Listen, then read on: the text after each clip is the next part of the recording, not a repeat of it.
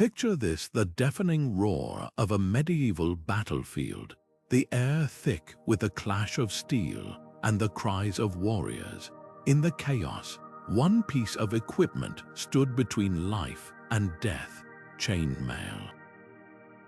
Worn by knights, soldiers, and warriors across centuries, this interlocking armor wasn't just a suit of metal, it was a masterpiece of survival. Every single ring, meticulously forged and woven, carried the weight of a warrior's trust. But how did something so delicate in appearance become so indestructible in battle? The answer lies in a blend of ancient craftsmanship, relentless testing, and a deep understanding of the brutal realities of combat. Chainmail wasn't just thrown together. It was a product of precision, born from the hands of skilled blacksmiths who knew their work could mean the difference between victory and oblivion. Imagine the heat of the forge, the rhythmic hammering of metal, the careful linking of thousands of rings into a flexible yet impenetrable shield. This wasn't just armor, it was a testament to human ingenuity, a solution crafted through trial, error, and the unforgiving demands of war. And before a single suit ever saw battle, it faced grueling tests: blows from swords, thrusts from spears, even the piercing force of arrows, all to ensure it could withstand the horrors of the battlefield. So how did chainmail evolve from a simple idea to the backbone of medieval warfare? What secrets did blacksmiths uncover to make it both lightweight and nearly unbreakable? And perhaps most intriguing, how did warriors put it to the ultimate test, knowing their lives depended on its strength? Today, we're stepping into the smoky forges and blood-stained battlefields of the past to uncover the incredible story of chainmail. From the ringing hammers of the workshop to the desperate struggles of combat, we'll reveal how this iconic armor earned its place in history.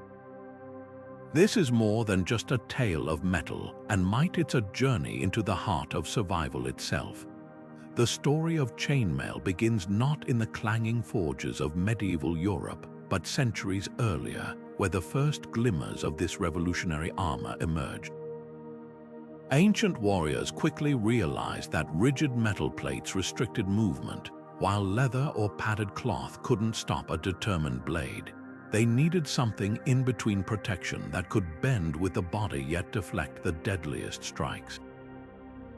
Enter the Celts, master metalworkers of the Iron Age, who as early as the 4th century BCE were weaving rings of iron into a mesh that could turn aside slashes and absorb brutal impacts.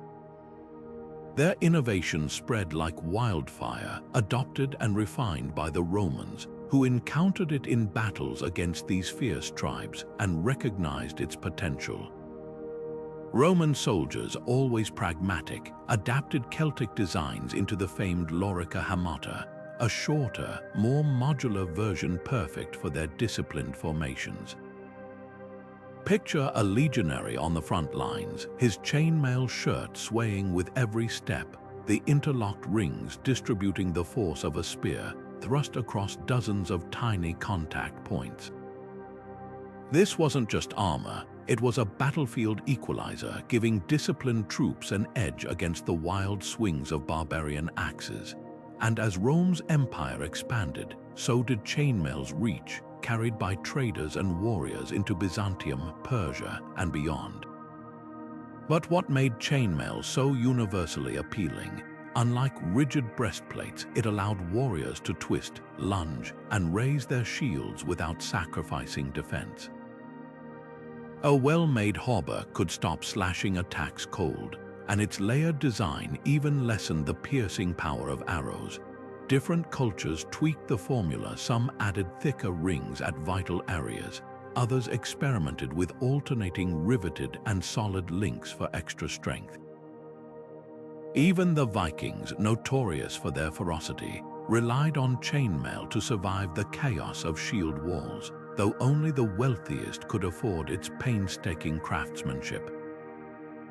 The true genius of chainmail lay in its adaptability. Whether worn by a Roman centurion marching through deserts, a Frankish knight charging on horseback, or a Saracen warrior defending a fortress, it proved its worth across terrains and tactics. And while later centuries would see plate armor rise to prominence, chainmail never truly vanished. It simply evolved, layered beneath steel breastplates or woven into gauntlets and coifs to protect the gaps. From its humble Celtic beginnings to its reign as the armor of kings and conquerors, chainmail's legacy is written in the countless battles it endured and the lives it saved. The strength of chainmail wasn't just in its design, it was in the very metal that formed its rings. Early blacksmiths faced a critical choice: wrought iron or steel. Each had its trade-offs. Wrought iron, softer and more malleable, was easier to shape into those tiny, interlocking rings. Picture a smith at his anvil, hammering red-hot iron into delicate loops, knowing that this softer metal would bend under a heavy blow rather than shatter. That flexibility made it forgiving to work with, but it also meant a well-placed sword strike could deform the rings, leaving gaps in the armor's defense. Then came steel, the game-changer. Harder, more resilient, and far more resistant to penetration, steel turned chainmail into a true lifeline on the battlefield. But mastering steel wasn't simple. Unlike iron, it required precise control of carbon content during smelting. Too little carbon, and the metal would be too soft; too much, and it became brittle, prone to cracking under stress. The best blacksmiths learned to walk that fine line, producing steel rings that could withstand slashes, absorb the shock of a mace, and even deflect arrowheads. Yet steel came with its own challenges. A full hauberk made from steel rings could weigh upwards of 30 pounds, a brutal load for a warrior already carrying weapons, a shield, and the exhaustion of combat. That's why the smartest armorers mixed their materials strategically. Some used steel only for critical areas like the chest and shoulders, while lighter iron covered the arms and lower body. Others experimented with alternating rows of riveted steel and solid iron rings, creating a balance between protection and mobility. The shift from iron to steel wasn't just about strength, it was about survival. In the hands of a skilled smith, steel chainmail could mean the difference between a glancing blow and a fatal wound. And as metallurgy advanced, so did the secrets of its craftsmanship. Some cultures even developed ways to case harden iron, giving it a steel-like surface without the full weight, while others imported high-quality steel from distant forges renowned for their purity. Every improvement, every tweak to the metal's composition, was a step toward armor that could keep a warrior standing when the battle turned desperate. What's fascinating is how these choices echoed across history. The Vikings, for instance, prized mail so highly that a single hauberk could cost as much as a small farm, a fortune tied up in thousands of painstakingly crafted rings. Meanwhile, in the Middle East, warriors favored lighter, more flexible designs suited to the heat and speed of desert warfare. No matter the culture, the quest was the same: armor that could endure the chaos of combat without weighing its wearer down. And that quest began with the metal itself, each ring a tiny shield, each link a testament to the blacksmith's art. The blacksmith's workshop was more than just a place of heat and hammer. It was a symphony of precision, where every movement had purpose.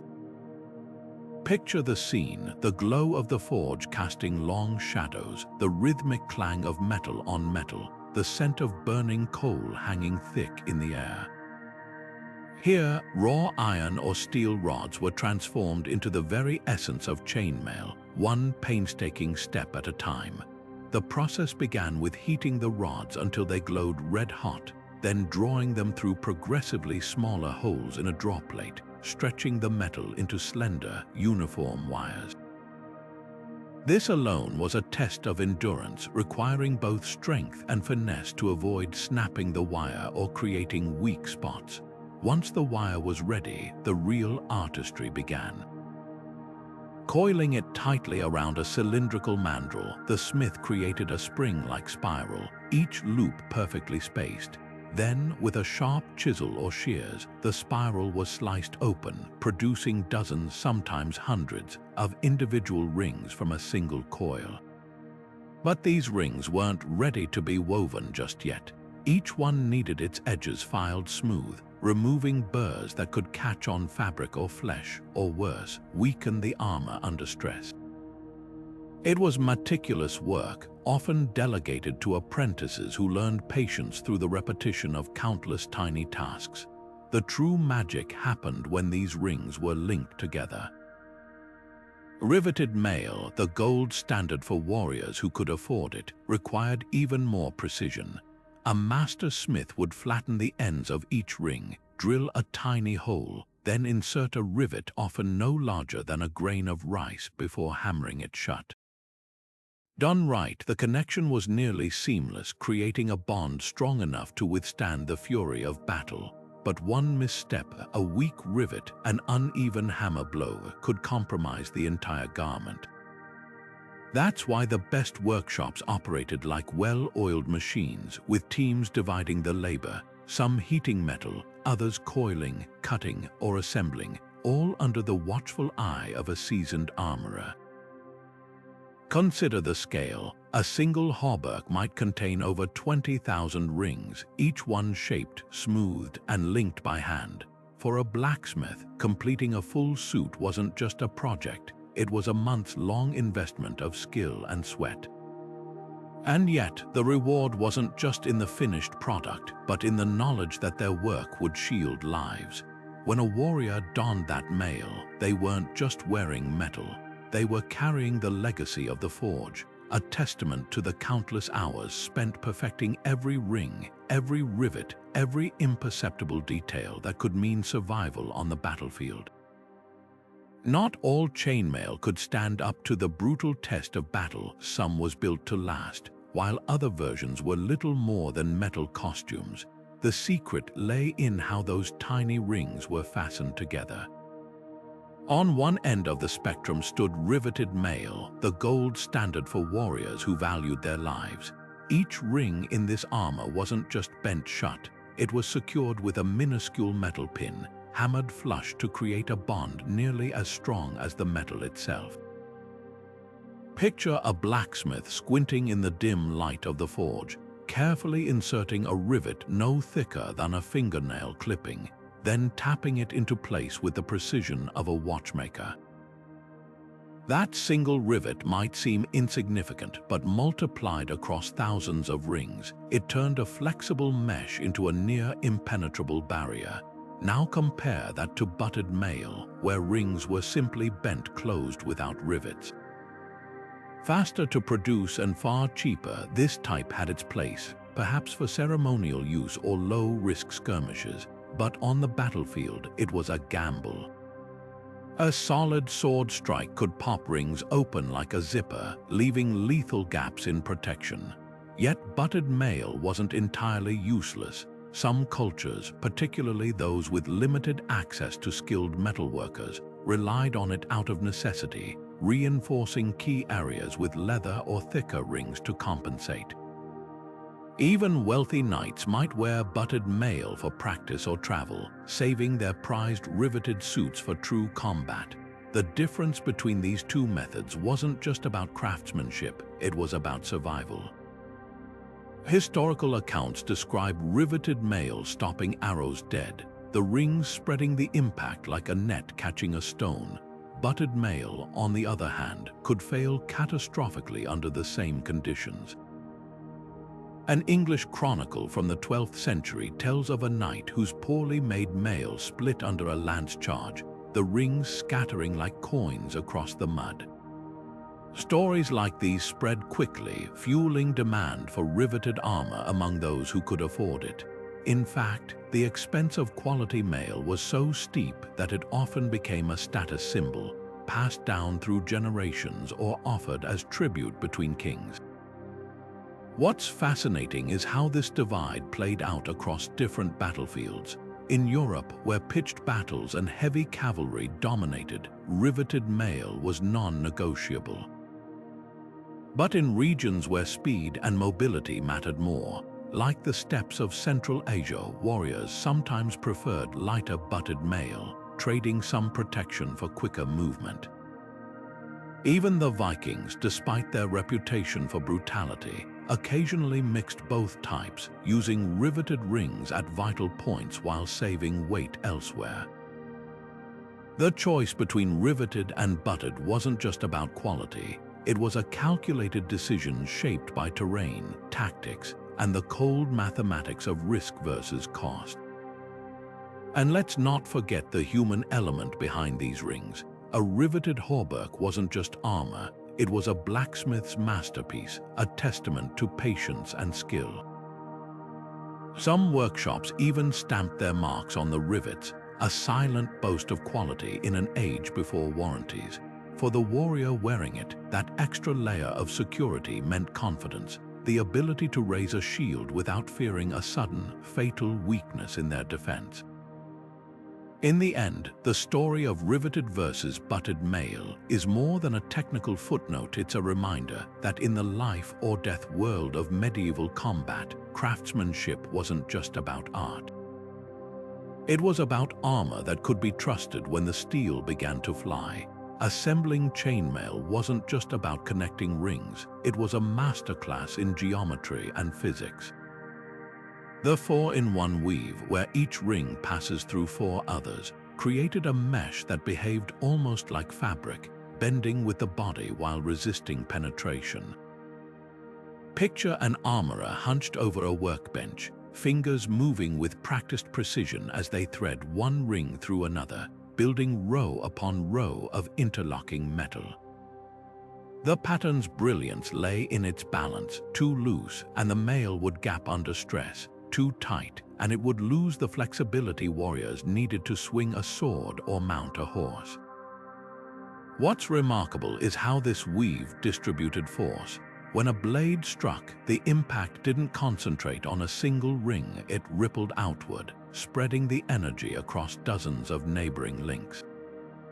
That's why a well-made hauberk could turn a deadly slash into a bruise. Armorers exploited this principle by varying the weave's density. A knight's surcoat might conceal mail with rings so tightly spaced that a dagger tip couldn't find purchase, while a foot soldier's cheaper version used wider gaps to save weight and cost.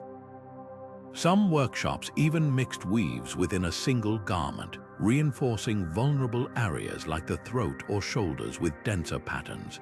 The process demanded more than just dexterity. It required an intuitive understanding of materials.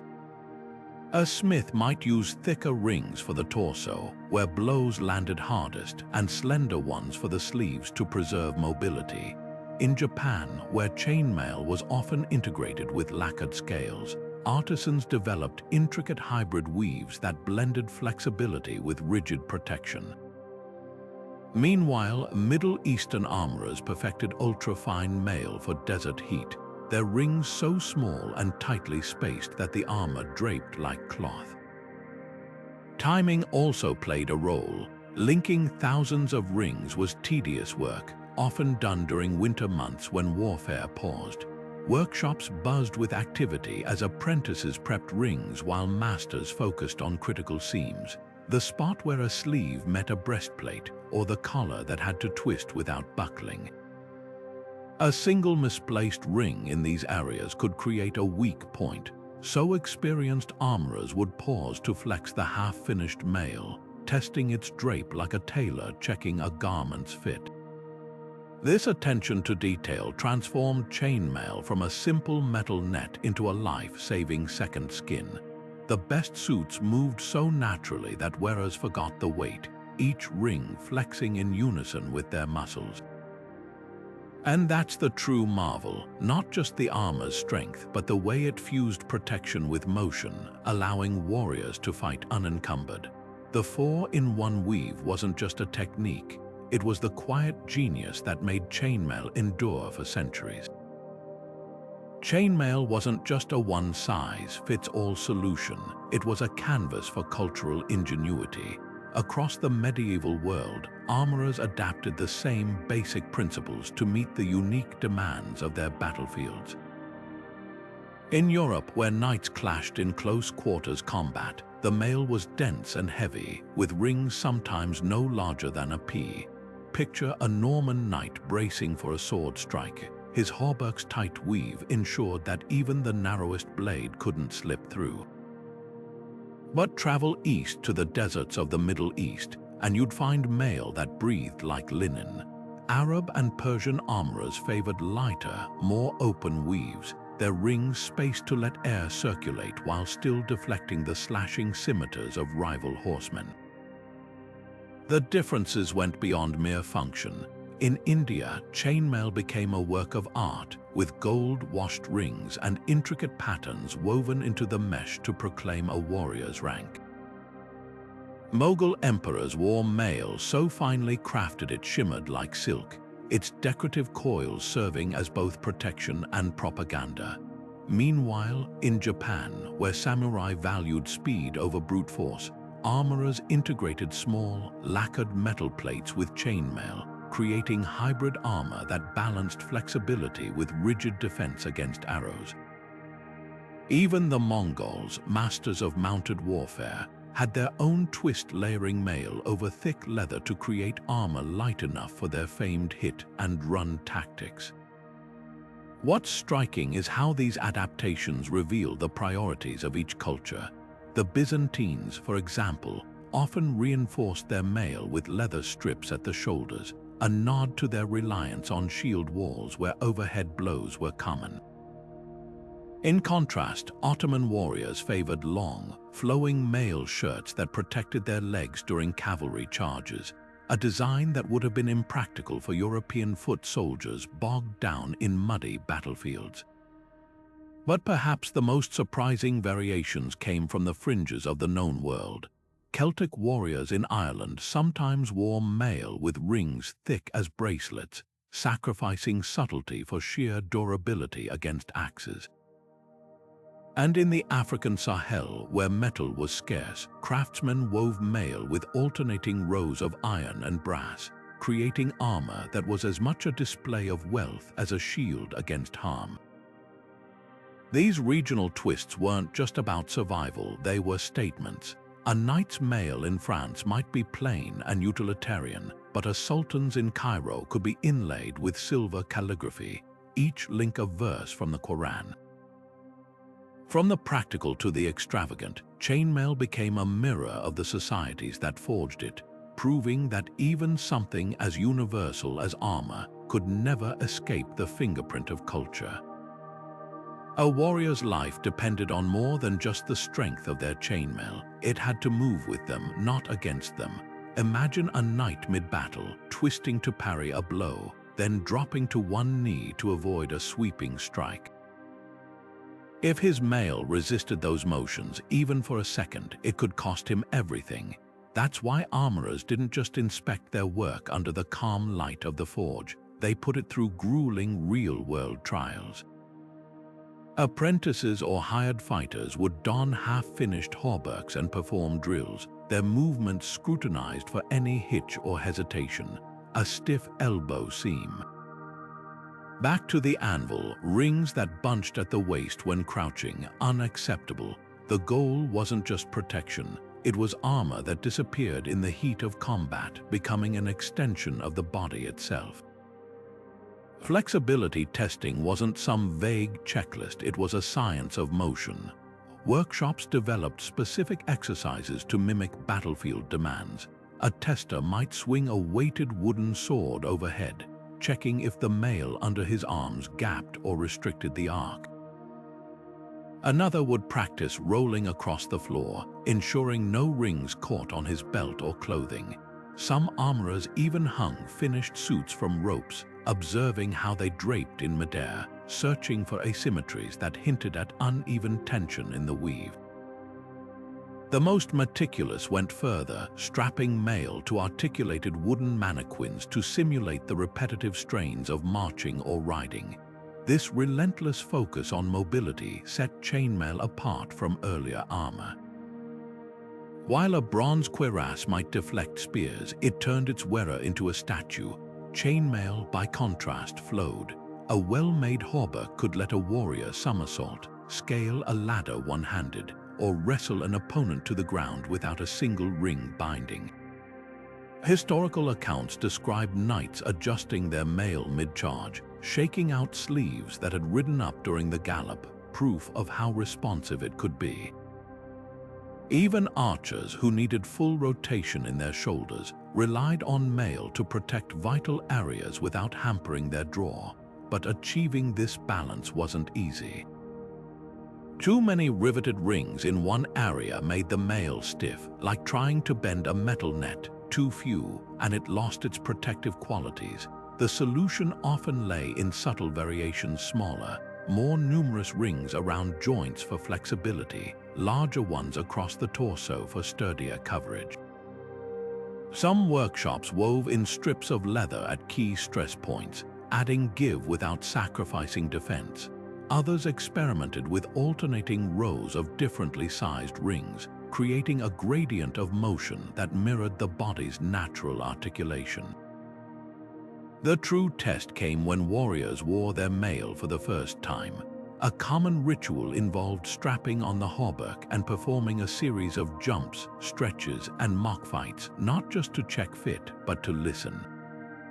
The best mail had a musical quality, its rings whispering against each other with every motion. A harsh clank or sudden silence often meant trouble, a section too tight, a row misaligned. Veterans could diagnose problems by sound alone, recognizing the dull thud of a stiff shoulder, seam, or the erratic jingle of a weak patch before a single blow landed. This obsession with flexibility wasn't vanity, it was survival. In the crush of battle, where a fraction of a second determined life or death, armor that moved with instinct rather than against it became a warrior's greatest advantage. And that's the hidden genius of chainmail. It didn't just protect the body, it honored the way that body fought, bending to the will of its wearer long after the forge's fire had cooled. The fury of a medieval battlefield wasn't just about blades and arrows. It was the bone-crushing force of maces and warhammers that truly tested chainmail's limits. Picture a blacksmith's testing yard, where a mail-clad dummy stands motionless as a warrior swings a spiked mace with full force. The impact sends a thunderous ring through the air, the metal mesh rippling like water struck by a stone. This wasn't just spectacle, it was science. Armorers needed to see how those interlocked rings would behave when brute force, not sharp edges, came crashing down.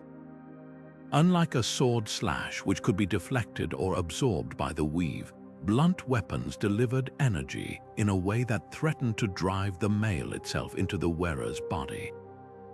A direct hit from a warhammer could shatter ribs or rupture organs even if the rings held. That's why craftsmen paid such close attention to how the force spread. Well-made chainmail didn't just stop a blow, it transformed it, dispersing the energy across dozens of neighboring rings like a spiderweb catching a falling branch. Historical accounts describe warriors surviving hammer strikes with little more than deep bruises, their mail dented but intact, the rings acting like microscopic shock absorbers. The secret lay in the armor's ability to flex under pressure. Rigid plate armor might deflect a mace strike cleanly, but chainmail absorbed it, the rings momentarily deforming before springing back into place.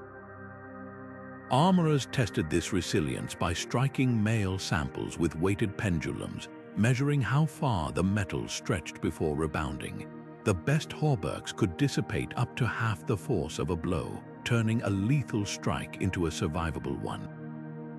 Some workshops even layered quilted gambesons beneath the mail during tests, observing how the combined materials cushioned impacts. a practice that mirrored real combat conditions where warriors rarely wore mail directly against bare skin.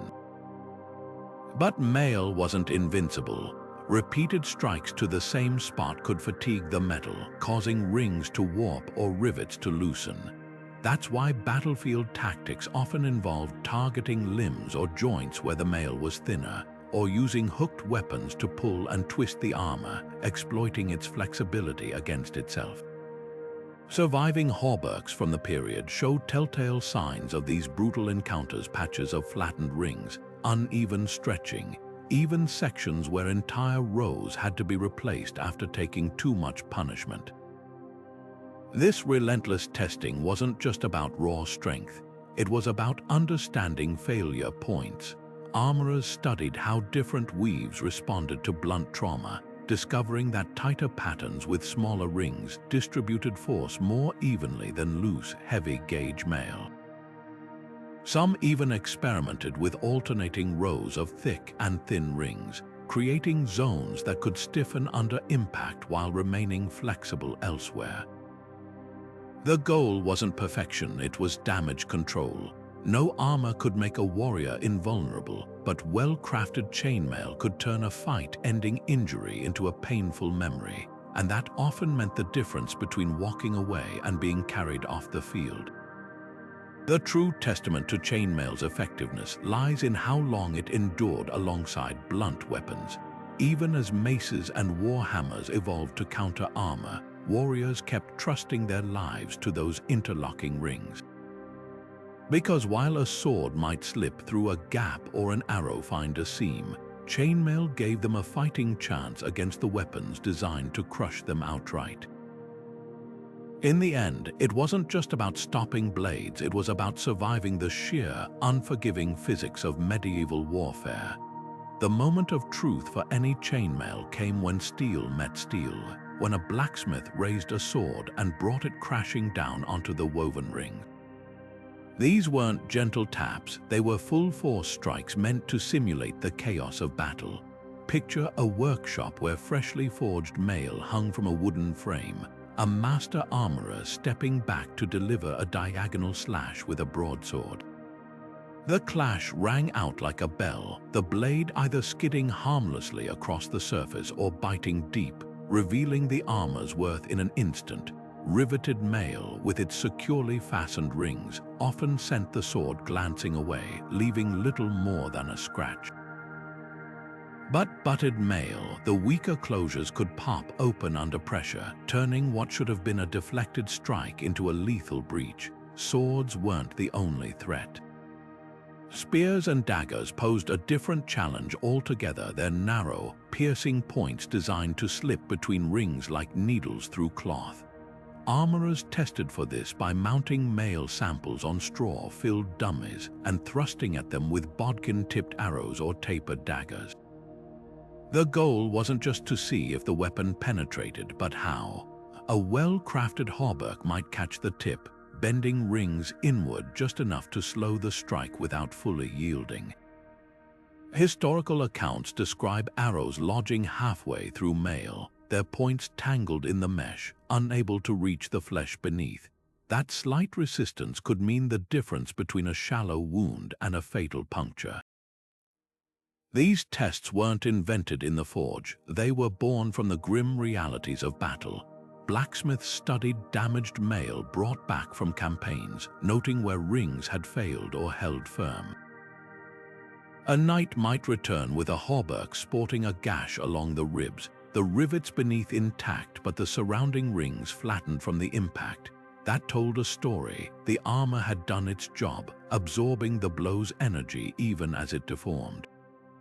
Other suits showed clusters of popped rings around the shoulders or thighs, areas frequently targeted in combat, prompting armorers to reinforce those zones with tighter weaves or double-layered patches. The most revealing trials came from warriors themselves. Seasoned fighters could glance at a suit of mail and predict its weaknesses, running their fingers along the seams where sleeves met torso or probing the collar for gaps. Some even brought their own weapons to test new armor, slashing at it with the same techniques they'd use on the battlefield. A Norman mercenary might favor overhead chops to mimic axe blows, while a Saracen cavalryman tested thrusts at angles meant to exploit gaps in a foe's defense. These brutal demonstrations weren't just about quality control, they were a dialogue between maker and wearer, a shared language of survival. What's fascinating is how these tests evolved alongside weapons. As swords grew heavier and spearheads more tapered, armorers responded by experimenting with ring thickness and weave density. Some began hammering rings slightly concave, creating a surface that encouraged blades to slide off rather than dig in. Others mixed hardened steel rings with softer iron ones, letting the harder metal resist penetration while the more malleable rings absorbed shock. Even the direction of the weave mattered. Mail stitched with a slight diagonal bias could redistribute the force of a slash, making it harder for a blade to find purchase. But the ultimate proof came not in the workshop but in the field. Chronicles from the Crusades described knights walking away from battles with their mail, hacked like a woodcutter's block, yet still intact enough to save their lives. A 12th century account from the siege of Jerusalem tells of a soldier struck by 7 arrows, none penetrating deeper than the padding beneath his mail. Stories like these spread, turning well-forged armor into legend, because in the end, chainmail wasn't just metal, it was trust forged into rings, each one a promise that when steel met steel, the warrior beneath would live to fight another day. Among all the threats on a medieval battlefield, few struck fear like the hiss of an arrow in flight. Unlike the predictable arc of a sword swing, arrows came from nowhere, launched by unseen archers, their lethal tips seeking gaps in armor with terrifying precision. That's why chainmail faced its most grueling trials not against blades, but against the relentless rain of arrows. Picture a testing yard where armorers stretched mail samples over straw-stuffed dummies, their hands steady as they adjusted the tension to mimic how the armor would hang on a real warrior. Then came the archers, drawing bows with measured force, their arrows tipped with everything from broad hunting heads to needle-like bodkins designed to punch through metal. The results were rarely absolute. At point-blank range, say 30 paces or less, even the finest mail could fail, the arrow's velocity driving it straight through the rings like a needle through burlap. But step back to 50 or 60 paces and the story changed. Here, the mail's genius revealed itself. Rings flexed inward under impact, spreading the force across neighboring links, often snagging the arrowhead mid-penetration. Chronicles from the 100 Years' War describe arrows dangling from hauberks like macabre ornaments, their points tangled in the mesh just shy of the wearer's skin. That slight resistance meant survival, turning what could have been a lethal strike into little more than a bruise. Yet armorers weren't content to leave things to chance. They noticed how arrows behaved differently depending on their design. Broadhead arrows meant for tearing flesh, often caught in the mail's weave, their wide blades unable to slip between rings. But bodkin points, long, slender, and hardened, posed a far deadlier challenge. These could worm their way through gaps, especially if the mail was poorly fitted or worn without proper padding. The solution: a layered defense. Warriors began wearing thickly quilted gambesons beneath their mail, the dense fabric absorbing residual force even if an arrow breached the metal. Tests showed that together, mail and padding could stop arrows that would have pierced either layer alone. Innovations didn't stop there. Some armorers experimented with alternating ring sizes, smaller, tighter ones at the chest where arrows were most likely to strike, larger ones at the limbs for mobility. Others hammered rings into slight concave shapes, creating a surface that encouraged arrows to glance off rather than bite deep. In the Middle East, where composite bows launched arrows with terrifying speed, craftsmen wove mail with twisted wire rings, their irregular surfaces better at deflecting projectile. The true testament to these refinements came from the battlefield. After the Battle of Agincourt, where English longbowmen famously decimated French knights, survivors reported a curious detail. Many of the fallen had discarded their padded gambesons in the heat of the advance, leaving their mail vulnerable. Those who kept both layers intact often walked away studded with arrows, none fatal. It was a brutal lesson in the synergy between metal and cloth, a reminder that chainmail's strength wasn't just in the rings themselves, but in how they worked with everything around them. And that's the deeper story of arrow trials, not just a test of metal, but of adaptation. Every innovation, from layered padding to tapered rings, was a response to the ever-evolving arms race between archer and armored warrior. In the end, chainmail didn't make knights invincible, but in the hands of skilled armorers, it gave them a fighting chance against the deadliest reign of all. Chainmail didn't just face its toughest trials in the controlled chaos of the battlefield, it had to survive the slow, grinding assault of time itself. Imagine a knight caught in a week-long siege, his armor battered by rain, caked in mud, and subjected to the relentless friction of movement. A single weak link could mean disaster, not from a single sword stroke, but from the insidious creep of rust or the gradual fatigue of metal under constant stress. That's why armorers didn't just test mail for immediate combat. They subjected it to the same punishing conditions warriors faced over months and years of service.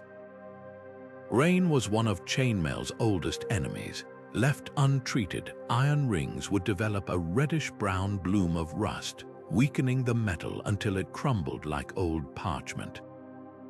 To combat this, smiths experimented with everything from boiling oil coatings to beeswax dips, creating barriers against moisture.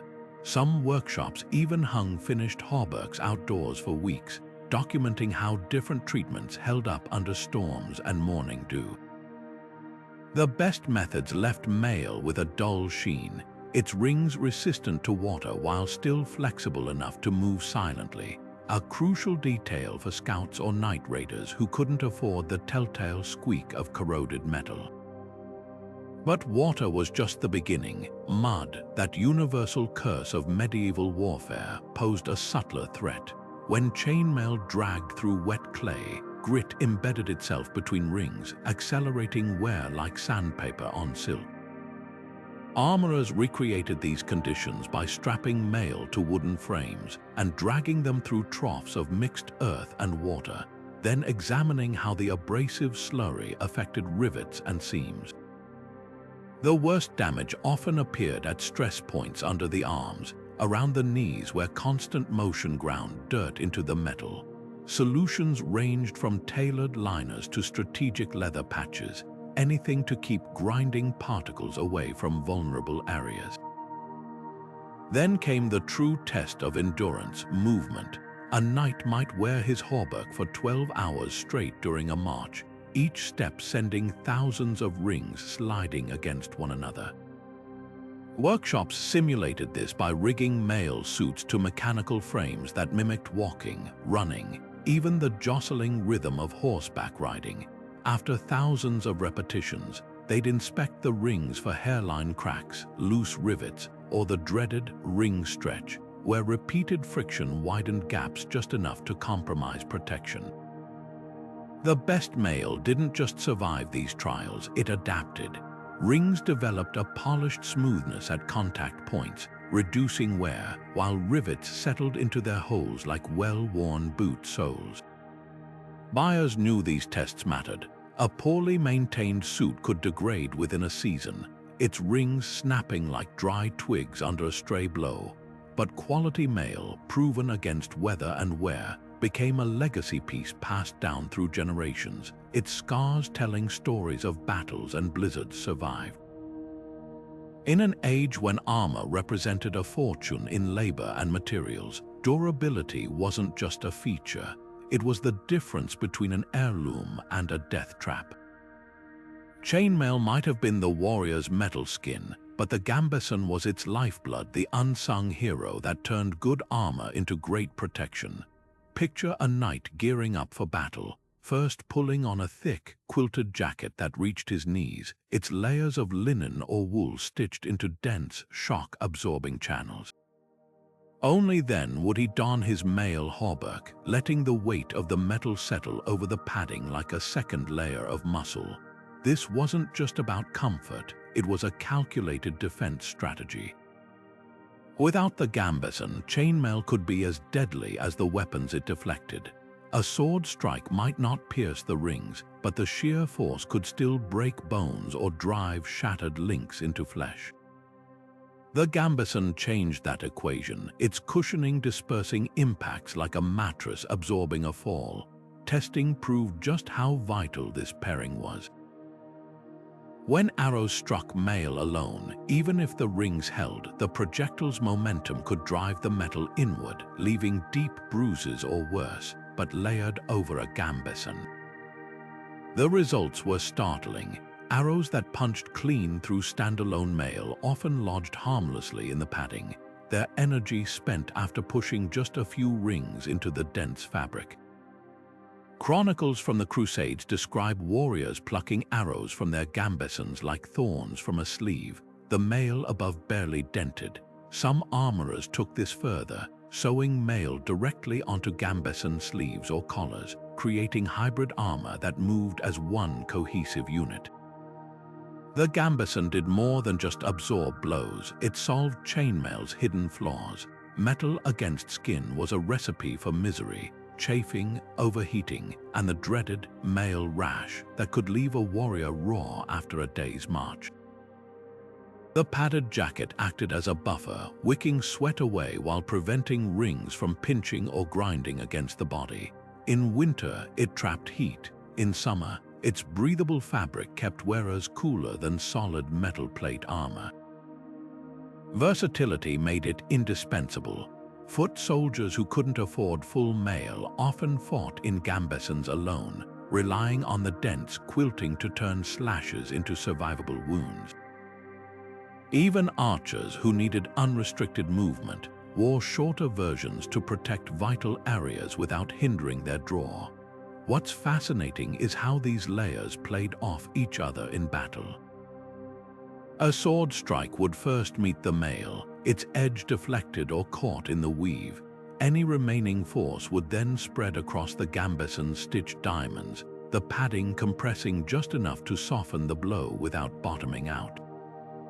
Against blunt weapons, the combination was even more effective. The mail dispersed the impact's focus, while the gambeson prevented the metal from hammering into the body like a lethal stamp. Some European designs took this further, embedding small metal plates or strips between the gambeson's layers at critical points, creating proto-armor that foreshadowed the full plate harnesses of later centuries. The gambeson's legacy outlasted the Middle Ages. Long after plate armor made full mail hauberks obsolete, padded jackets remained, now worn beneath steel breastplates or as standalone armor for light cavalry. Their DNA lives on in modern ballistic vests, where layers of fabric and trauma plates echo the same principle. That true protection comes not from a single miracle material, but from the synergy of complementary defenses. For medieval warriors, the gambeson wasn't just padding, it was the silent partner that made chainmail's promise of survival a reality. Chainmail wasn't mass-produced, it was personal, as unique as the warrior who wore it.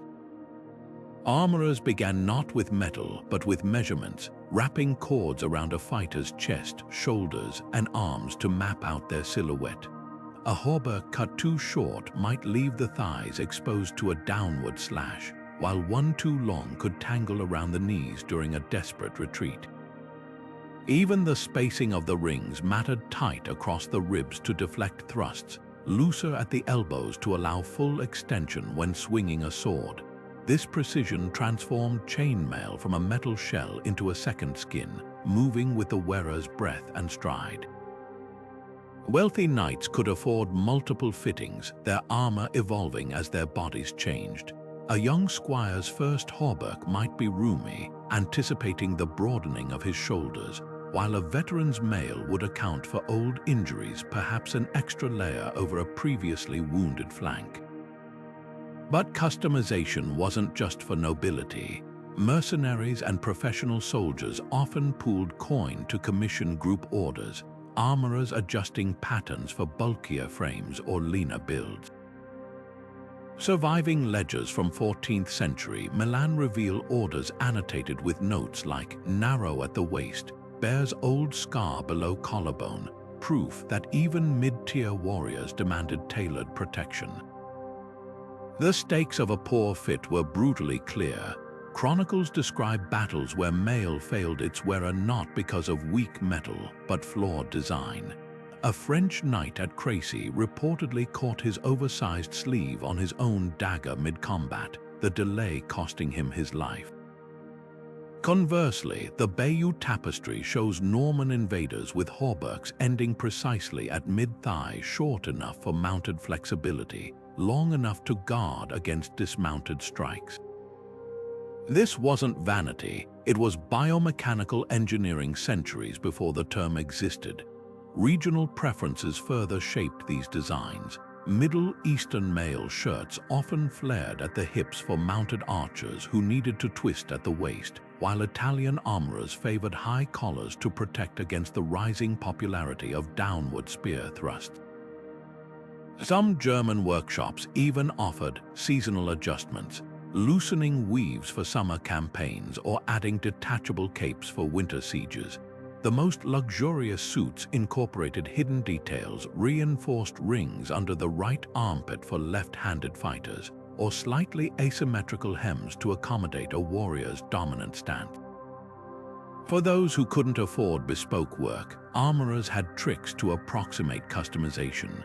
Adjustable leather laces at the sides could take in a hauberk after weight loss, while strategically placed hooks allowed mail to be layered over thicker winter garb. Hand-me-downs were altered rather than discarded, a practice that left some heirloom suits studded with patches of mismatched rings, each repair telling a story of adaptation. The true measure of a well-fitted hauberk wasn't just in the workshop, but in the chaos of battle. When a warrior could forget he was wearing metal when the mail absorbed a blow without pressing painfully into his ribs, or flexed with his body as he rolled to avoid a fallen comrade, that's when the armorer's art proved its worth. Because in the end, chainmail wasn't just about stopping weapons. It was about letting the wearer move, breathe, and fight as if the armor wasn't there at all. A suit of chainmail was never truly finished, not after its final ring was riveted, not after its first battle, not even after decades of service.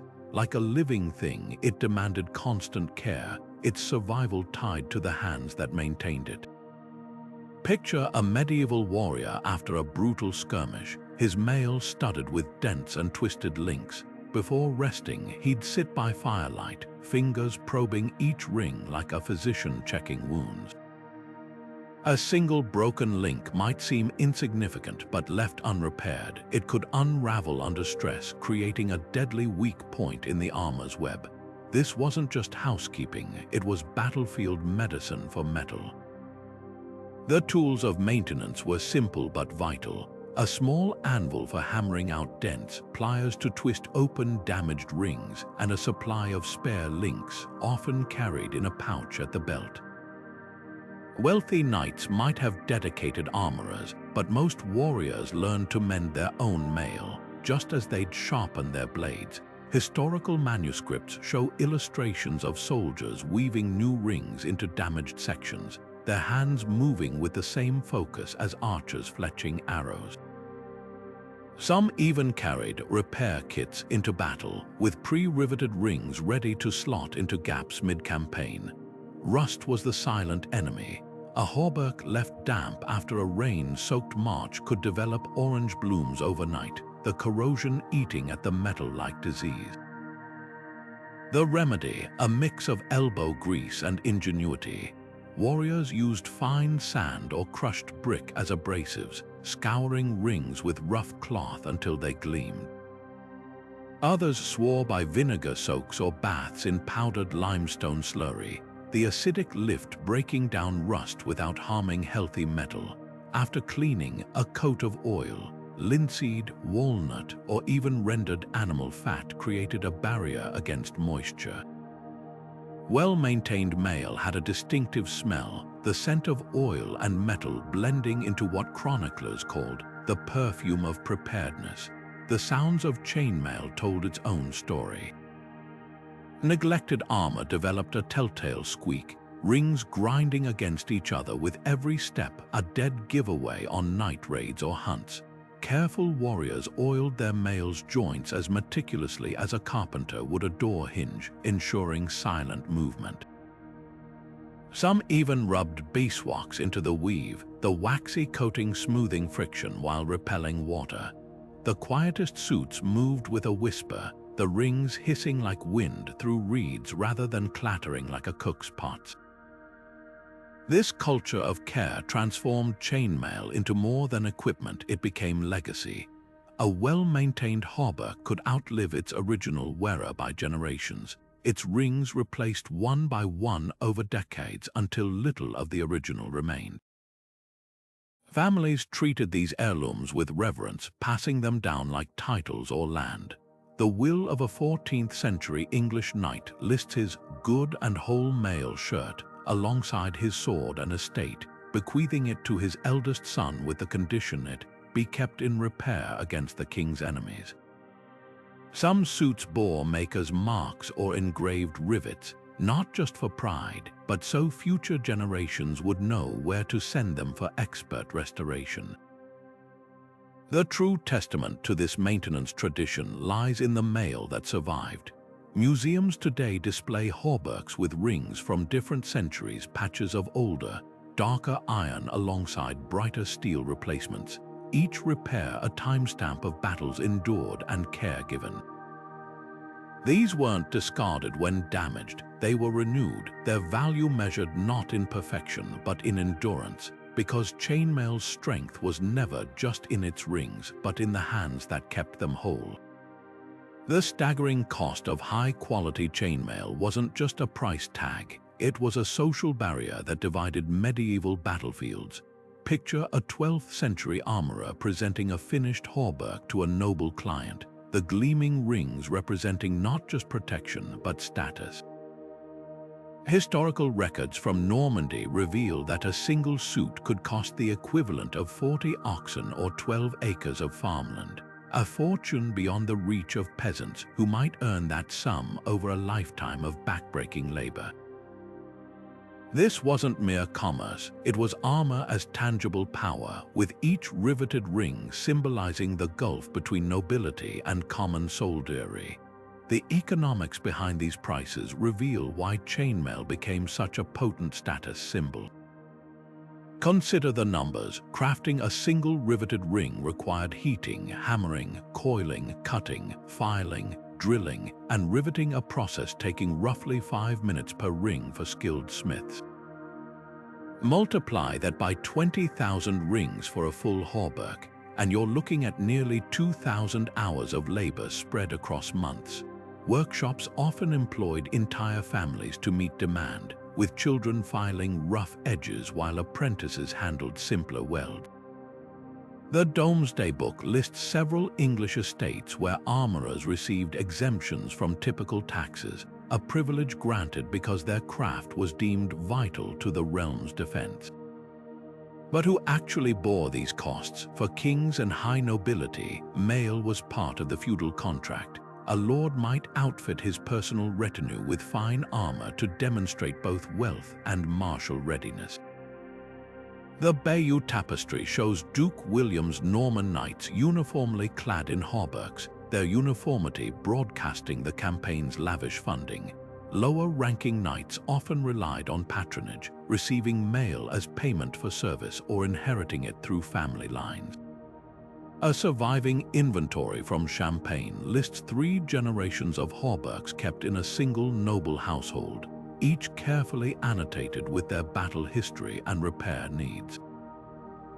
For those outside this privileged circle, options were grim. town militias and peasant levies typically made do with quilted gambesons or, if they were lucky, crude butted mail that might stop a glancing blow but fail against determined strikes. Some resourceful fighters improvised, sewing salvaged rings onto leather jerkins or reinforcing key areas with metal plates.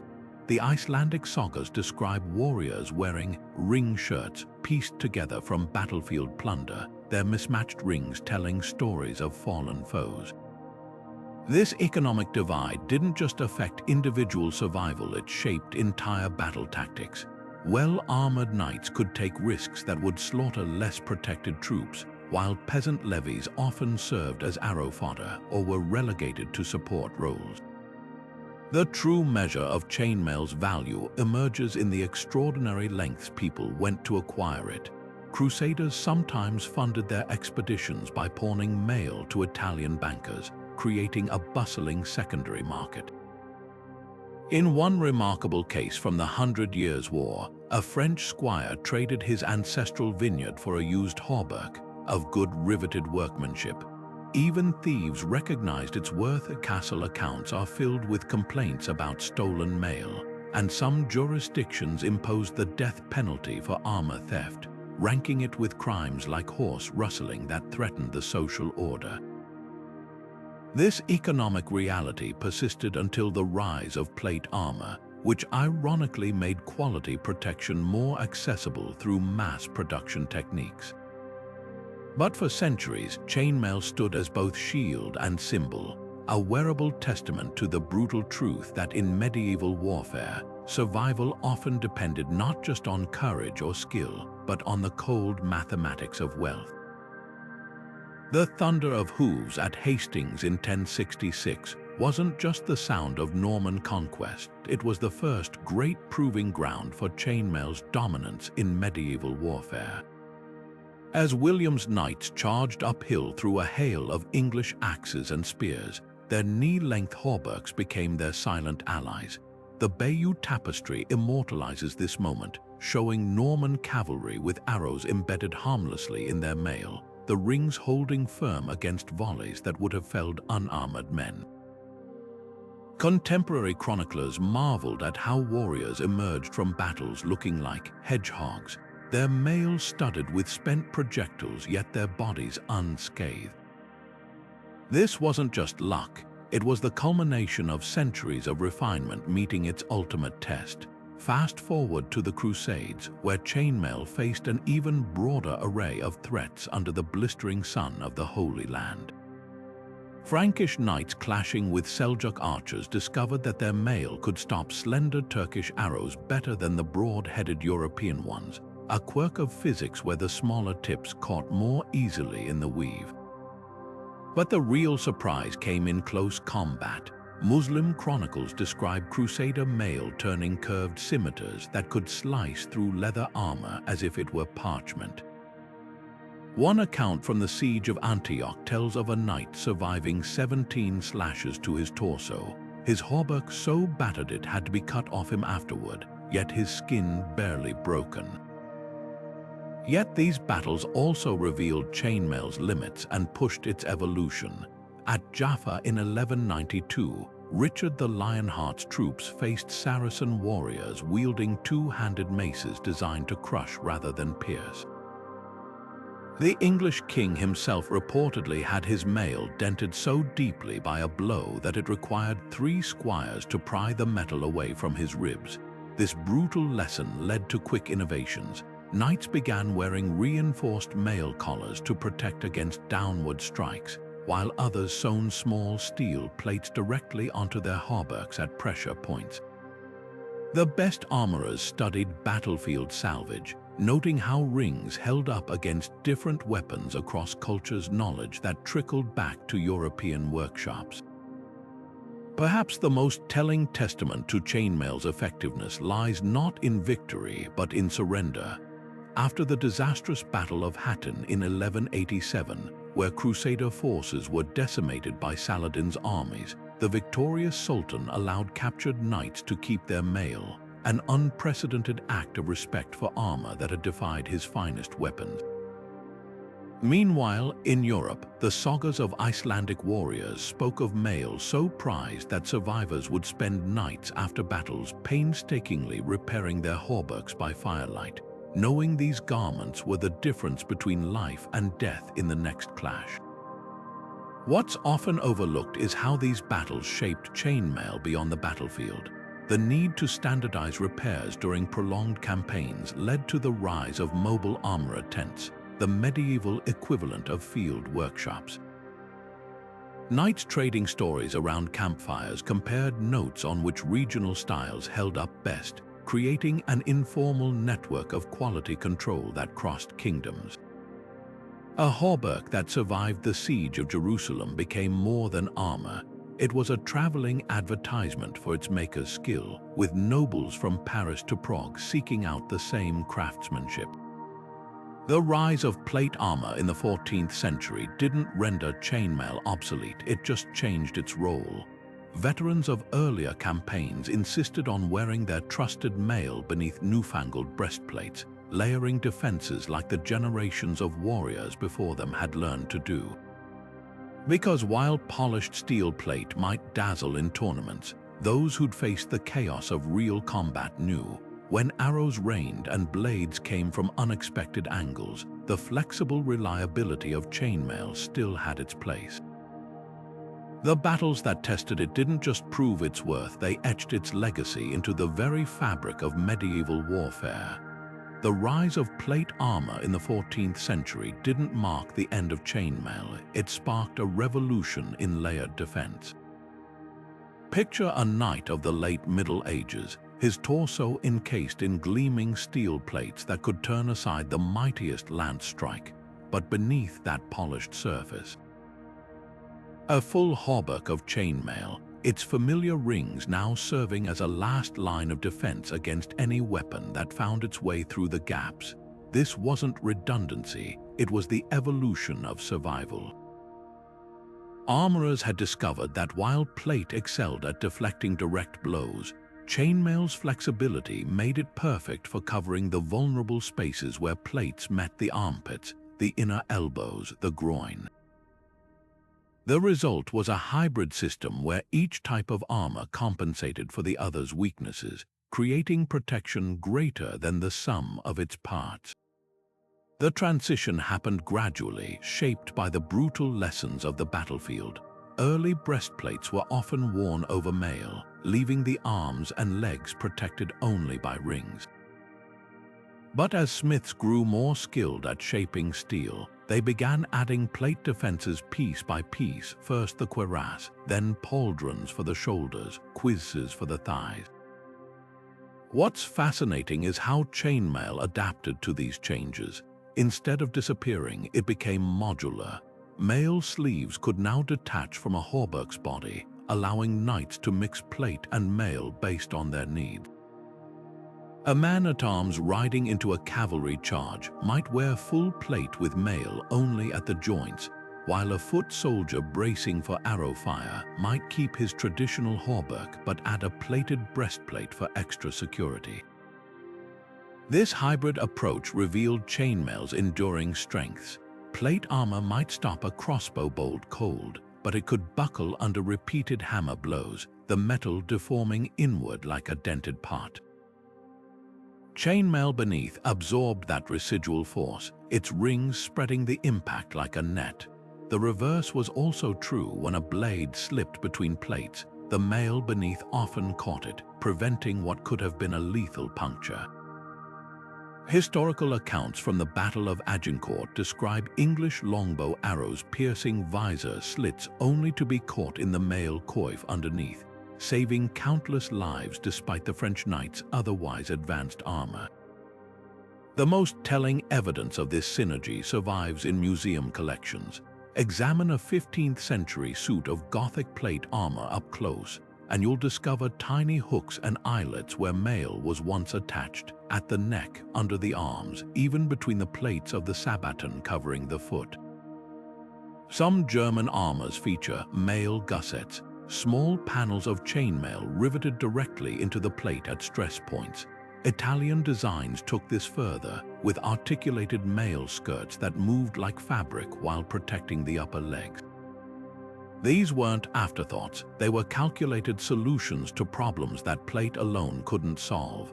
Even as full plate harnesses reached their zenith in the late 15th century, chainmail retained its niche. Men-at-arms who couldn't afford full plate still relied on mail reinforced with the occasional steel plate, a compromise that balanced cost and protection. Light cavalry and scouts favored brigandine armor, where small plates were sewn between layers of fabric, often with mail sleeves for mobility. And in regions where heat or mobility mattered more than absolute protection, like the sun-baked battlefields of Spain or the dense forests of Eastern Europe, mail never fell out of fashion.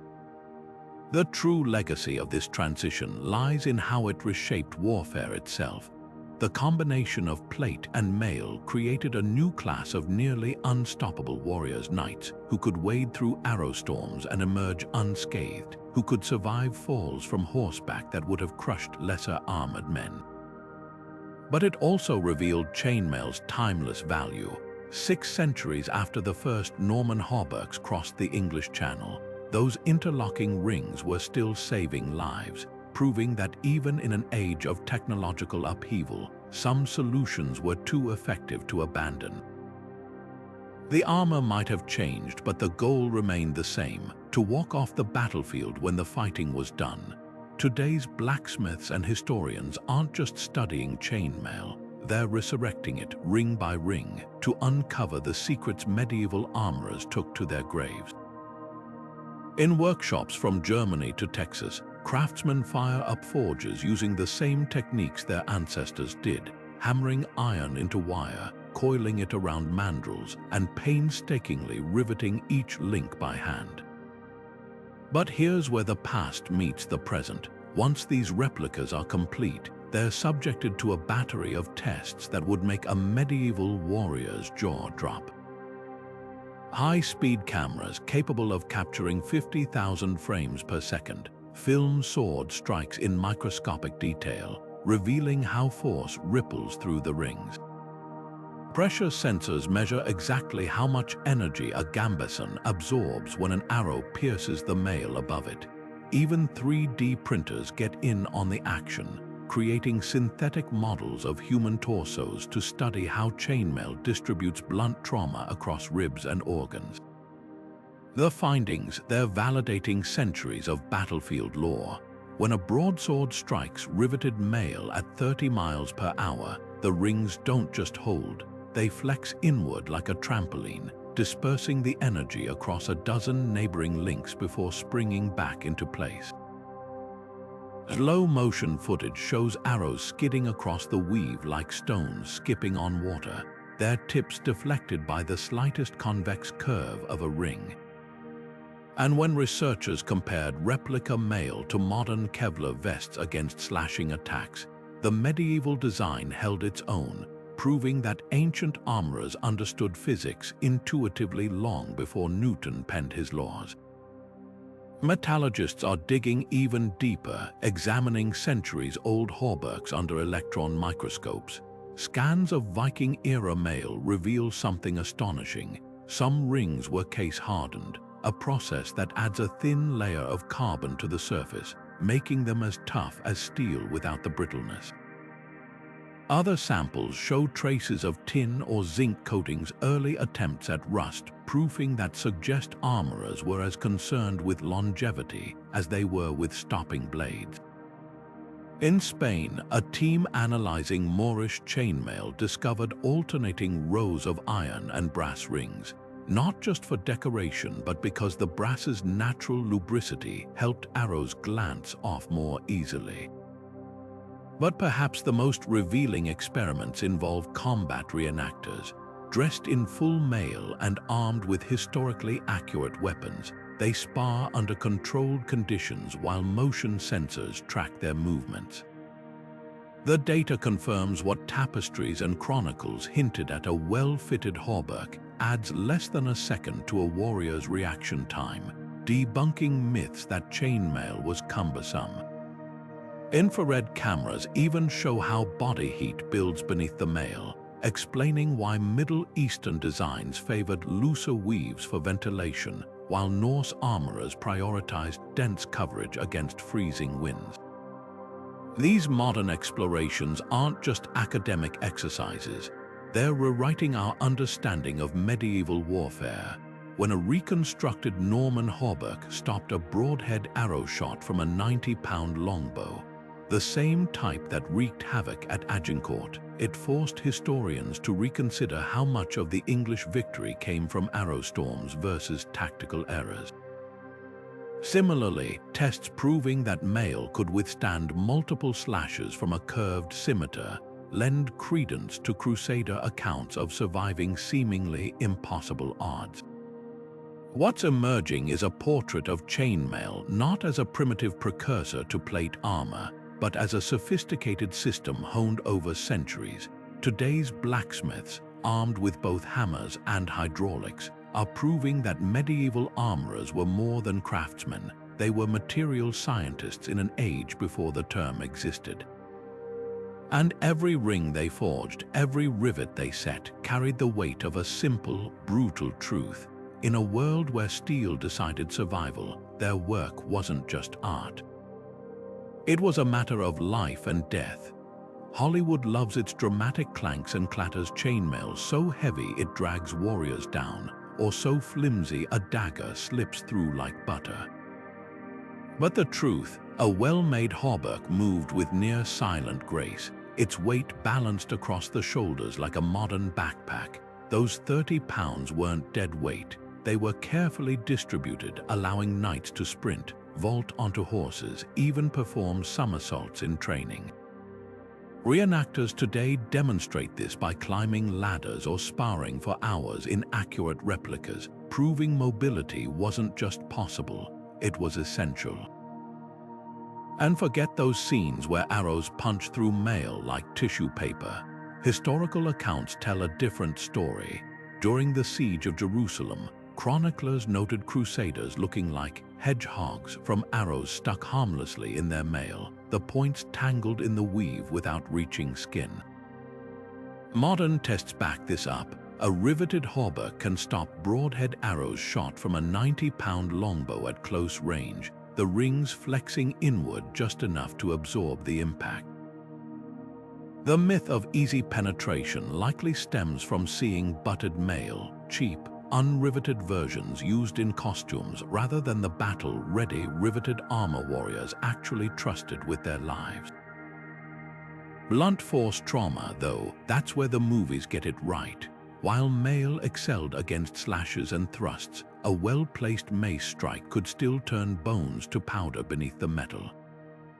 But here's what pop culture misses. Warriors knew this. They didn't rely on mail alone. Gambesons, those quilted jackets worn underneath, weren't just for comfort. Layered together, the two could dissipate a hammer's energy, turning a rib-shattering blow into a survivable bruise. Manuscript illustrations show knights testing this combo by having squires strike them with wooden wasters, adjusting padding thickness until the mail stopped denting inward too deeply. The biggest misconception of all, that chainmail was some primitive stopgap before real plate armor. In reality, mail remained in use for over a millennium because it worked, adapting to new threats while keeping its core strengths. Even when plate armor became dominant, mail clung to the gaps, protecting joints and necks where rigid steel couldn't flex. The Mongols, some of history's most effective warriors, often wore mail over silk to prevent arrowheads from pushing rings into wounds, a trick so effective that modern body armor researchers still study it. So why do these myths persist? Partly because surviving mail in museums looks deceptively simple, just tiny rings linked together. But like a spider's web, its strength lies in how those connections work as a system. The next time you see a knight on screen straining under heavy mail, remember, the real burden wasn't the armor. It was the generations of knowledge required to make something so resilient feel almost weightless in battle. Chainmail shimmered just as brightly in peacetime as it did in war, draped over kings not for protection but for prestige. When a medieval monarch processed through the streets, his ceremonial hauberk wasn't just metal, it was theater. Goldsmiths sometimes wove precious metals into the rings, creating mail that caught sunlight like liquid treasure. The 12th century chronicler Gerald of Wales described a Welsh prince's coronation robes lined with silver-washed rings that chimed softly with each step, a living melody of power. These weren't battlefield garments but wearable crowns, their very extravagance proclaiming the ruler's ability to command such priceless craftsmanship. Beyond palaces, chainmail found unexpected utility in the daily grind of medieval professions. Butchers wore short mail aprons to deflect errant cleaver strokes, the rings turning blade tips that might otherwise lop off fingers. Tanners working with fresh pelts favored mail gloves when fleshing hides, the metal standing up to razor-sharp scraping knives better than leather. Even fishermen along stormy northern coasts sometimes donned mail-lined oilskins, the rings beneath the fabric guarding against slipping gutting knives during rough seas. The same properties that stopped swords' flexibility paired with cut resistance made it ideal for these bloody trades. Hunters facing boars or bears took the concept further.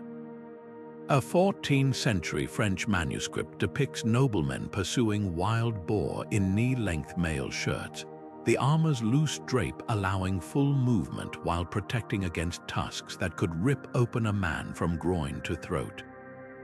Wealthy falconers wore mail gauntlets reaching to the elbow, the tiny rings delicate enough not to crush their birds yet strong enough to withstand accidental strikes from razor-sharp talons.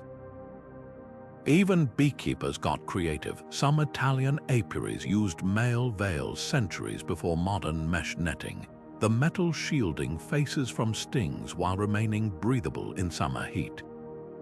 Perhaps the most surprising non-combat use emerged in medicine. Arab surgeons performing risky procedures in the 11th century sometimes draped mail over patients' limbs during amputations, its weight helping suppress spasms while its smooth surface gave clean counterpressure to bone sores.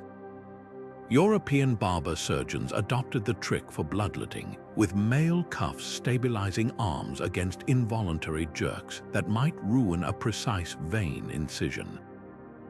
The same mail that stopped battle axes could thus, paradoxically, make healing safer.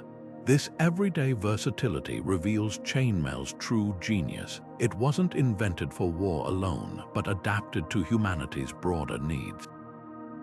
A single technology that could grace a king's shoulders, shield a butcher's hands, steady a surgeon's patient, and protect a beekeeper's face wasn't just armor.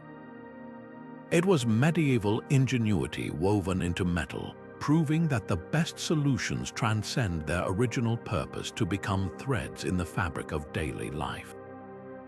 The greatest armorers of the Middle Ages didn't just make chainmail, they signed their lives into it. Hidden among the thousands of identical rings, subtle trademarks whispered their origins, a distinctive twist in the rivet, a barely perceptible hammer mark on the flange, or an unusual pattern in the weave at the shoulder seams. These weren't accidents, they were the armorer's pride, a silent guarantee that the wearer carried protection worthy of a king. In Milan, the Missaglia workshop stamped tiny crosses onto their rings, while Cologne's famed smiths were known for alternating rows of slightly oval and round links. A discerning eye could trace a hauberk's lineage the way a vintner recognizes terroir in wine. This craftsmanship wasn't born overnight. Apprentices spent years mastering single steps of the process. One might specialize solely in drawing wire, another in perfecting the angle of each rivet's peen. Guild records from 15th century Florence describe a 10-year apprenticeship before a smith was allowed to touch the final assembly of a noble's hauberk. The most prized masters developed signature techniques passed down like family heirlooms. The English armorer Walter of Durham was said to quench his rings in brine rather than water, producing a distinctive bluish tint and extraordinary hardness. Meanwhile, Islamic armorers from Damascus guarded secrets of pattern welding rings, creating mesmerizing swirls in the metal that served both beauty and function. The social standing of these artisans defied medieval norms. While most craftsmen toiled in obscurity, master armorers dined with dukes and loaned money to kings. A hauberk from the workshop of Tommaso da Modena could fetch twice a skilled carpenter's annual wages, and the Burgundian court kept Milanese armorers on permanent retainer.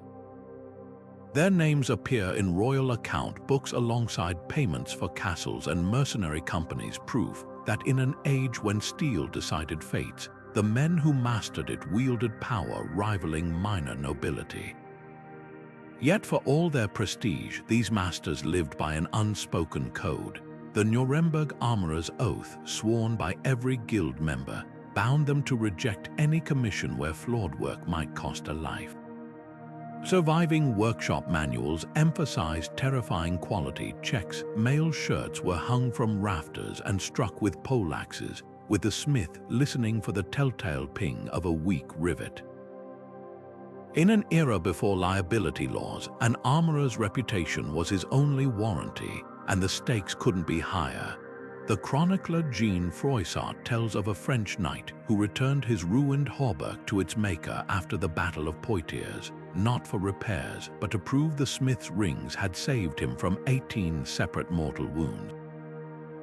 The true measure of their legacy lies in how chainmail outlived its creators. Museums today preserve hauberks with rings stamped by smiths whose names are lost to history, yet their work endures, not as relics but as testament to a singular truth. In a world where most medieval crafts have vanished or evolved beyond recognition, the perfect harmony of those interlocking rings remains unchanged. Because the greatest armorers didn't just forge metal, they wove immortality. Few sights are as haunting as a surviving hauberk from the Middle Ages, its rings still whispering of battles fought centuries ago. In the dim light of museum displays, these rare intact specimens hang like ghosts of their former wearers, each dent and repair telling a silent story. The Wallace Collection in London boasts a 15th-century hauberk so finely preserved that you can trace the original owner's silhouette. The way the rings stretch slightly at the right shoulder suggests a knight who favored swordplay, while the reinforced left side hints at a shield-bearer's posture. Nearby, a cluster of flattened rings near the ribs bears witness to a mace strike that surely left its mark, even if the armor held. Beyond battle scars, these artifacts reveal intimate details of daily life. The Metropolitan Museum of Art's Norman-era hauberk shows polished wear around the waist where a belt once cinched, the rings smoothed by years of friction against leather. Another in Dresden has a curious patch of mismatched links at the collar, likely added after the original owner gained weight, a medieval equivalent of letting out a suit. Some even preserve traces of their last moments in battle. The Royal Armouries in Leeds displays a crusader's mail coif with a single rust-stained ring where an arrowhead snapped off inside, frozen in its final lethal position. Conservators study these pieces with forensic precision. X-rays of a Viking hauberk in Oslo revealed layers of organic material trapped between rings, fragments of the woolen undergarment its owner wore when buried. In Poland, spectrographic analysis on a Teutonic knight's mail showed traces of beeswax and linseed oil, evidence of the meticulous maintenance that kept rust at bay during long campaigns. Even the soil trapped in chainmail's crevices tells tales.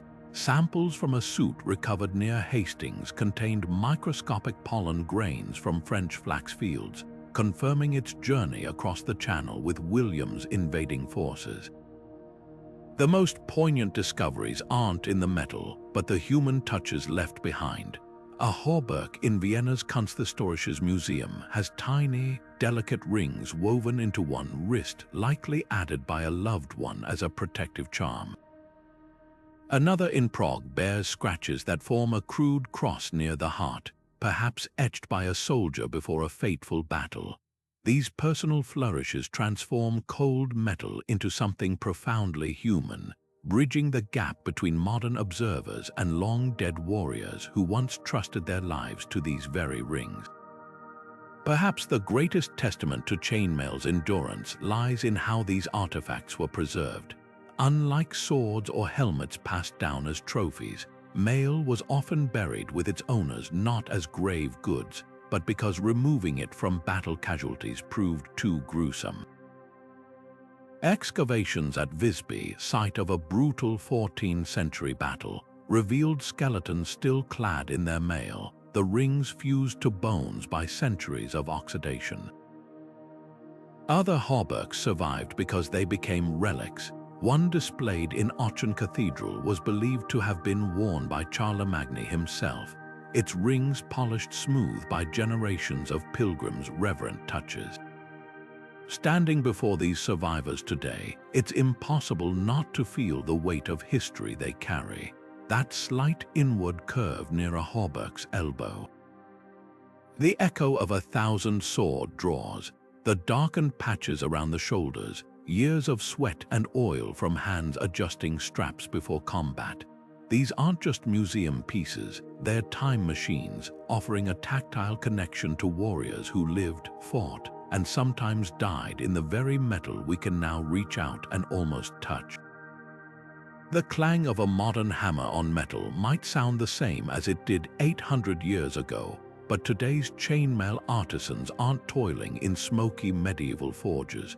They're crafting rings at kitchen tables, in suburban garages, and at bustling Renaissance fairs. This isn't just a hobby, it's a living bridge to the past where enthusiasts meticulously recreate historical weaves using the same 4-in-1 pattern that protected knights at Agincourt. YouTube tutorials buzz with close-up shots of pliers twisting jump rings, while Reddit threads dissect the merits of riveted versus butted closures with the intensity of academic debates. What's fascinating isn't just the preservation of ancient techniques, but how they've adapted. Aluminum rings lighter and rust-proof have become a staple for cosplayers and reenactors, their anodized colors transforming functional armor into wearable art. Yet even with these modern shortcuts, the real purists insist on hand-cut steel, enduring blistered fingers and hours of labor for the satisfaction of hearing their finished mail chime like a suite of medieval wind chimes. The community thrives on shared innovation. A blacksmith in Norway might film herself recreating a Viking-era hauberk using only period-accurate tools, while a college student in Texas live-streams his experiment with 3D printed plastic rings woven in a Byzantine pattern. Online marketplaces burst with specialty pliers designed for mail work, their ergonomic grips a far cry from the crude tongs of medieval workshops. But the soul of the craft remains unchanged. Whether using a laser cutter to perfect ring uniformity or painstakingly hammering each rivet by candlelight for authenticity, every maker faces the same moment of truth, the first test fit, when their creation drapes over their shoulders and they finally understand why warriors once called chainmail their second skin. Beyond recreation, modern mail has found unexpected niches. LARPers commission rainbow-hued hauberks for elf warriors, while historical fencing clubs demand combat-grade riveted mail that can withstand real longsword strikes. Some artisans even blend tradition with haute couture, crafting mail evening gowns that shimmer like liquid metal under runway lights. Yet the most poignant projects are those that honor history. Every year, a dedicated few complete multi-year journeys to weave full hauberks using only 12th century methods, from smelting their own iron to hand-forging every link. When they finally don their finished work, it's not just armor they've created, but a conversation across centuries, proving that the clink of interlocking rings still speaks to something deep in our collective memory. What began as medieval necessity has become a global tapestry of passion, where the clatter of rings connects software engineers in Tokyo to retired school teachers in New Mexico. They may never face a broadsword on a muddy battlefield, but in every perfectly closed rivet and flawlessly executed weave, they keep alive the unbroken thread of craftsmanship that once meant the difference between life and death. And perhaps that's the real magic, not in recreating the past, but in proving that some forms of protection transcend time, whether they are forged for war, for art, or simply for the joy of holding history in your hands. The same principles that made chainmail a battlefield staple for 1,000 years now pulse through the heart of modern body armor. Look closely at a Kevlar vest, and you'll spot the DNA of medieval craftsmanship, layers of flexible, interwoven fibers dispersing force just as iron rings once did. It's no coincidence that today's riot gear often incorporates male-inspired designs, with officers' gloves using stainless steel rings to turn knife slashes while maintaining dexterity. The connection runs deeper than mere aesthetics. It's a testament to how ancient problem-solving transcends time. When engineers at DuPont developed the first bullet-resistant vests in the 1970s, they didn't start from scratch. They studied historical armor, recognizing that chainmail's genius lay in its ability to absorb and redistribute energy rather than simply block it outright. Modern materials have amplified these age-old concepts. Ceramic trauma plates in military armor function like the steel-reinforced patches medieval smiths sewed into hauberks at vital points, both systems combining rigid and flexible elements for optimal protection. Even the spacing of fibers in aramid fabrics mimics chainmail's 4-in-1 weave, creating microscopic nets that catch projectiles without sacrificing mobility. Police tactical units often wear armor with segmented sections over joints, a direct descendant of the male gussets knights relied on for full range motion. The parallels are so striking that some special forces still train in replica mail to understand how layered defenses function under stress, proving that sometimes the best classroom is a 900-year-old design. Yet the most profound legacy might be in medical armor. Surgeons operating in conflict zones now wear lightweight chainmail sleeves to deflect scalpel attacks, an eerie echo of medieval battlefield medics who draped mail over patients during amputations. Bomb disposal technicians favor mail-lined gloves for their unique ability to withstand both fragmentation and heat, just as blacksmiths once discovered their aprons could stop sparks better than leather. Even firefighters have adopted the principle, with some turnout gear incorporating mail-like mesh to repel molten metal in industrial blazes. The irony is delicious. In an era of nanotechnology and smart materials, we keep circling back to solutions first hammered out over smoky forges. Because while the threats have evolved from broadswords to bullets, from lances to IEDs, the human body's vulnerabilities haven't. Neither has the fundamental truth that the best protection isn't about being impenetrable, but about being resilient enough to take a hit and keep going. Whether it's a crusader's hauberk or a marine's plate carrier, the goal remains unchanged: to walk away from the unthinkable thanks to wisdom forged long ago. Chainmail wasn't just armor, it was a masterpiece of medieval engineering, forged in fire and tested in blood. Imagine the countless hands that shaped it: blacksmiths hammering red-hot wire into rings, warriors adjusting straps before battle, survivors repairing dents by firelight after a brutal skirmish. Every link carried the weight of human ingenuity, a tiny shield crafted to outlast the chaos of war. From the smoky forges of Milan to the sun-baked battlefields of the Holy Land, this metal tapestry became the unsung hero of 1,000 conflicts, its quiet resilience often meaning the difference between a scar and a grave. What's astonishing isn't just its durability, but its adaptability. Long after plate armor rose to prominence, chainmail clung to the gaps, literally.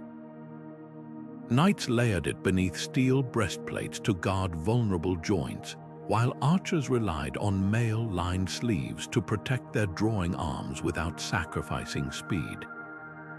Even as warfare evolved, the core principle remained: flexibility paired with unyielding defense. Today, that same philosophy lives on in everything from cut-resistant gloves worn by butchers to the ballistic vests shielding soldiers. The materials have changed, but the genius of interwoven protection endures. The true testament to chainmail's legacy lies in how it transcended its era. Museums might display it as a relic, but its influence pulses through modern engineering.